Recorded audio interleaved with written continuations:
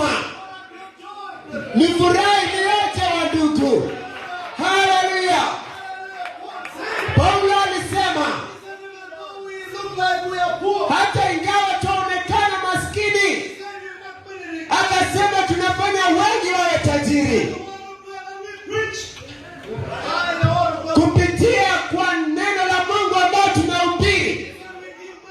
Akasema tunapeana utajiri mwingi, hata utajiri wa uzima, hata utajiri wa amani, hata utajiri wa utukufu, hata utajiri wa kuwa afya tu, ambapo ya kwamba hata unaweza enda na madaktari wa kuambia uko sawa, mwili wako iko sawa, hauna ugonjwa wote kwa mwili wako, kwa sababu Mungu amekubariki. Amekubariki na uzima, amekubariki na afya. Haleluya, haleluya, tukufu kwa Mungu. Mimi niko na furaha tu kwa sababu ya Mungu huyu. Mungu wetu ni Mungu wa pekee wa ukweli, na anafaa kusifiwa na kupewa utukufu.